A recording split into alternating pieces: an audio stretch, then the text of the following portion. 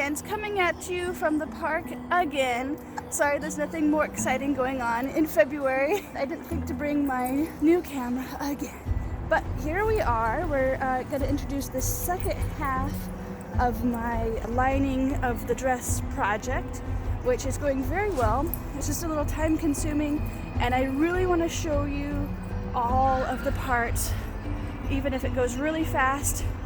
I think it's very interesting to see all the parts that you're not usually shown in tutorial videos because it takes too long, it's too boring to show in full form. But if you speed it up, you get the gist of what's going on, you really see kind of how the project unfolds and the kind of time it takes to put something like this together. And of course, I'm just an amateur and these might not be the most up-to-date professional techniques, but I also want to show you that, you know, when you're an artist, you just want to do something fun. You don't have to do it a certain way. You can use your imagination, you can make things up. I like reinventing the wheel because it's fun. Like, I like just figuring it out. But if you don't want to figure it out, if it's too frustrating, watch YouTube video that's specifically about whatever it is you want to know about. Sometimes I sew, sometimes I draw, sometimes I hike. So just want to let you know that if you're feeling crafty, you want to get into it, just start crafting. Just make stuff up. There's no rules. Yes, there might be a more efficient way to do it. Just get started, you know? And we're gonna get going on the second half of my, just for funsies, watching a project come together. But you know, you get some inspiration, you get some ideas, and let's get going on that. Hi everyone, my first go around at recording this was a botch, so let's try this again. Last time I completely messed up the sleeve, as you saw before, or you can go and watch it now. I completely messed up the sleeve by sewing it into an elbow by mistake. There was a sort of chevron, I suppose I should say, shape in between the two materials that I was making it out of, and I since then realized that the easy thing to have done would be to cut the sleeves completely open flat, sew the chevron shape down, in this case it would be still flat, and then sew the whole entire sleeve into a tube. But I didn't do that, I did it the hard way. And here I am sewing the sleeve into the garment, and this is the lining fabric for both the sleeve and the garment. And so the trick is to turn your garment inside out and your sleeve right side out, and then poke the sleeve into the garment from the inside to the outside, as seen here, and then pin it down. And they say you sort of ease the sleeve into the armhole, meaning there might be some rumples or something on one or the other. And I like to make sure if there's any rumples to put them in the armpit so they'll be seamless. In this case it wasn't so bad because the material is very stretchy. It's a knit weave of, I still can't remember the name of the fabric. It's the one made out of rabbit wool, but in any case it was kind of stretchy, so it's very forgiving. Pop it in the machine, sew it down, and you can usually, most machines you can remove part of the casing so that you can encase the sleeve around the base plate. Alright, there we go. We have a sleeve. Hi Tomo, he's such a good boy. He came to keep me company and sat on my project. Okay, now we have a complete garment, the lining garment, that is. And now now we're going to do the hood, which turned out to be my favorite part. I was so pleased how this came out. It was much harder to sew the hood onto the garment, as you'll see later, but I cut it out with the seam allowance on every side, and then I took my faux fur scraps, which I've had forever, I think more than 10 years, and I've barely used them. I keep meaning to do a sideless surcoat, but maybe that'll be a future project. It's gonna be a future project for like 10 years, but one of these days. Anyway, make sure that the grain of the fur is facing the same direction for every piece. I mean, if you buy it fresh, you probably could make it all out of one piece, but you know, I like making things from what I have. So I sewed them. I sewed the pieces together by hand because the fur can be kind of slippy slidey. I probably could have put it in the machine on the zigzag stitch. Pretty sure that would have worked, but this wasn't so bad. It didn't take very long. Besides a few thread snags, but you know, those will happen. And here I hopefully sped it up, the footage up enough, because hand stitching is, you know, hand stitching. And here we go, put them all down flat. And then I went ahead and trimmed the edges because I didn't really measure them. I kind of eyeballed it. But, you know, if you're not lazy like me, measure your pieces before cutting them out. Measure twice, cut once, as they say.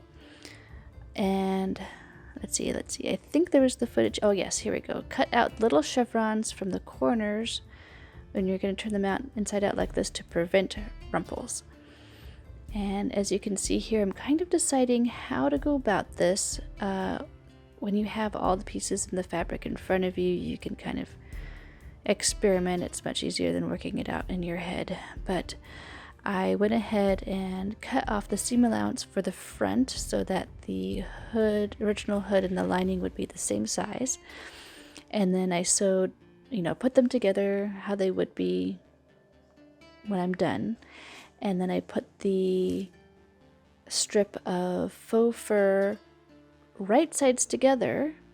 So I had two right side out pieces of fabric making up the regular part of the hood, and then the faux fur right side together. So it was inside out, but on the outside, and then sewed it down, pinned it first, and then sewed it down. And then when I flipped the faux fur to the inside, it hid the seam. Yay! Hopefully, watching it'll make a lot more sense. And here we go. When I flip it to the inside, it looks so good and cute. I just cannot believe it. I just loved it so much. And as you'll see here in a moment, I went ahead and pinned the faux fabric to the hood, and I top stitched it down again to make sure it didn't accidentally flip out while I was wearing it or something. Luckily, there is a seam between this gray strip of fabric and the reindeer fabric, so I can hide my top stitch along the seam. And oh, woe is me, I ran out of bobbin thread part way along. You know how that goes. Just keep an eye on your bobbin thread, because it's going to run out any minute on you, and then you'll be sewing feet and feet of fabric without actually sewing anything. And don't be lazy like me.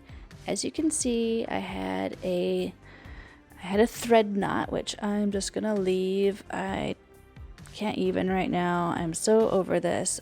But when you rethread your machine, test it on a spare piece of fabric.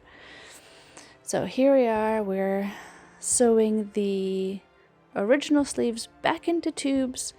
I had cut them out flat, so I need to sew them back into tubes and then sew them back into the original garment. And we saw this earlier with the lining sleeve. Just have the garment inside out, sleeve right side out, poke it in backwards, you know. So that took a moment, but I'm kind of on a roll here now. Kind of excited about how the hood turned out. And my next step is to sew the lining, garment into the original garment, both sewed into one piece.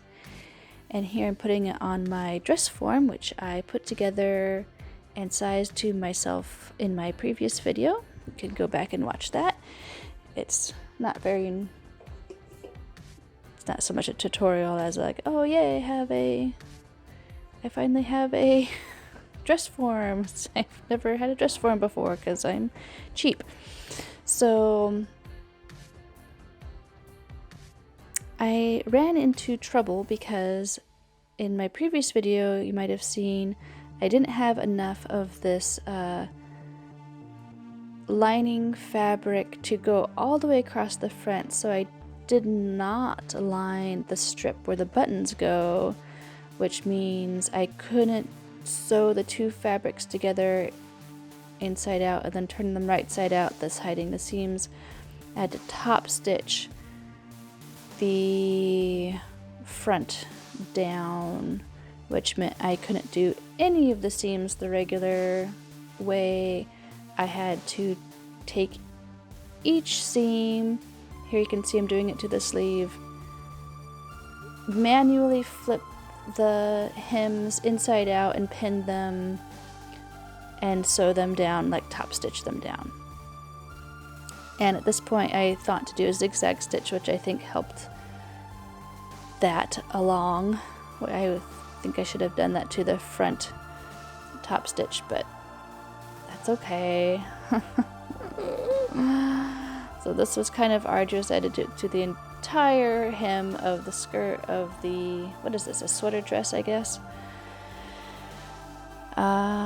Which was a bummer, but it actually turned out looking pretty dang good. I was pleasantly surprised. I didn't have any weird thread snags like you get once in a while or anything. No weird puckering and whatnot. So I was pretty lucky. One trick to the whole puckering thing is to stretch the fabric as you sew it, and the zigzag stitch helps a little bit with that. So here I'm trying it on, and oh, it looks pretty good actually. I'm quite pleased. All that work paid off. And now the hard part, which is sewing the hood to the garment. And I'm sure there's ways that make this go a little bit easier, but what I ended up doing was hemming the inside and the outside of the collar and then sewing the hood to the outside fabric first and then sandwiching it between the inside and the outside and sewing it again. And the two seams didn't line up. I missed a little bit and I had to scrunch the fabric a bit, my camera ran out of batteries and I didn't finish that, so you don't get to see it. It was too much trouble. But yay, here it is. It turned out great. I just love how it looks. You can kind of see my thread snag, but you know, whatever. Alright, thanks for watching. Thanks for being so patient on the second half of this video. Be sure to subscribe, tell your friends. I'm gonna work on my Star Wars videos. We've got a Star Wars LARP coming up, and I've got a lot of editing to do from last game. Anyways, we'll be on hiatus for not too long, but I'll keep everybody posted, and next time we'll come back with a very exciting art project and or photos from our exciting Star Wars LARP. Links below.